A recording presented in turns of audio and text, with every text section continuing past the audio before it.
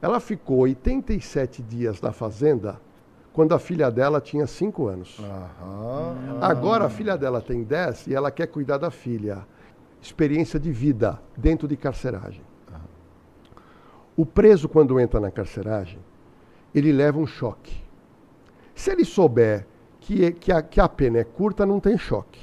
Mas quando ele percebe que a pena, que o problema que ele entrou é grande, ele leva um choque porque ele percebe que não vai sair com facilidade.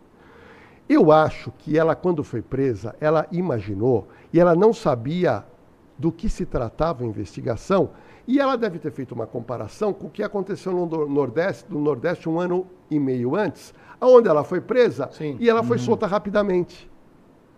Então ela imaginou, não, eu vou ser solta. Agora, quando contrataram o doutor Auri Lopes Júnior, eu falei, a coisa é grave. E quando ela soube da gravidade, eu entendo que ela deve ter tido um baque. E é verdade que ela está com síndrome do pânico, ela pediu para o diretor da cadeia colocar uma presa na cela dela, que é uma cela especial. Ela está numa cela especial. Então ela não está conseguindo ficar sozinha por causa da síndrome do pânico. Porque talvez ela imagine que ela ser condenada, ela vai ter que puxar bons anos de cadeia. Só que a mãe dela recentemente disse que conversou com a filha, que acredita que depois das eleições ela vai ser solta. Mas isso é conversa de mãe, a gente não conta. Mas no papel, o advogado que já entrou com vários pedidos de liberdade perdeu todos. Perdeu todos. E agora está correndo a instrução criminal. E acabada a instrução criminal, vem a fase de julgamento. Esses pedidos de liberdade condicional, eles são apoiados em quê? Porque eu imagino que você tem provas substanciais, ou a investigação ainda está em curso, ela pode atrapalhar a investigação. No que ela ainda está presa? Porque, se não me engano, não sei se a outra prisão dela ainda desqualifica ela como réu primária. Não, boa pergunta sua pelo seguinte. Primeiro que, quando você pede um HC, você pode dizer, olha, ela não tem necessidade da prisão preventiva. É uma das coisas. Não tem necessidade da prisão. Já perdeu. Aí eles começaram a bater, não, pera um pouquinho. Ela é mãe de uma menina de 10 anos. E existe realmente uma lei que diz que uma presa de crime sem violência, a mãe deve ter o direito de ficar em casa com a filha, com tornozeleira. E, em tese, o crime dela não tem violência. Mas a jurisprudência no STJ diz que, em caso de associação criminosa, não deve ter direito à prisão domiciliar para ficar com a filha. Então, ela vai perder.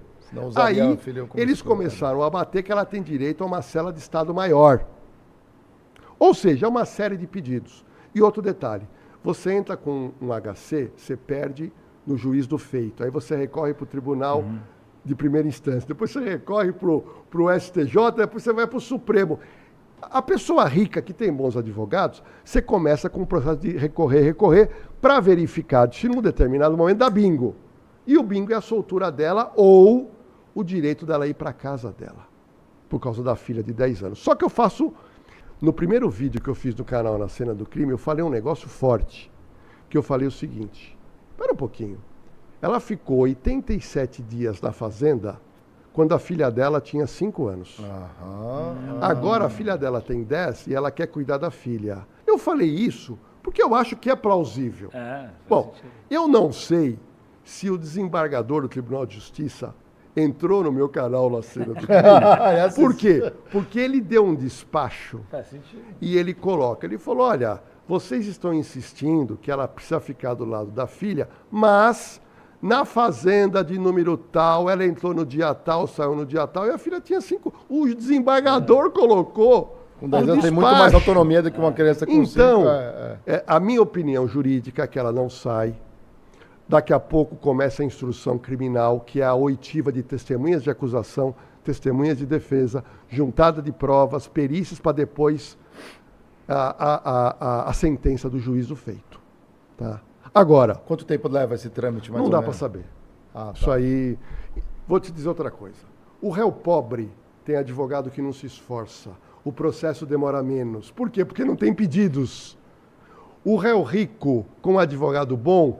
Ele entra com petição quase todo dia, alegando esse laudo que a Polícia Civil fez, eu estou contrariando, eu quero um laudo particular. Meu, você não faz ideia o que é você ser delegado e promotor com réu, com advogado rico. Eles ficam protocolando pedidos e mais pedidos. E o juiz fica louco, porque você tem que dar um atendimento. Porque ou você nega um pedido, ou se o pedido realmente ele merece credibilidade, apesar de ser um pedido esdrúxulo, você tem que garantir o direito para depois não ter uma anulação de um processo. Então, o réu rico tem essa facilidade. Entendeu? Então, se tudo correr normalmente, pelo que eu vi de provas, e apresentei aqui um pouco, ela está numa situação muito difícil. Tá? Agora, ela pode ser solta? Bom, vamos aguardar as cenas dos próximos capítulos.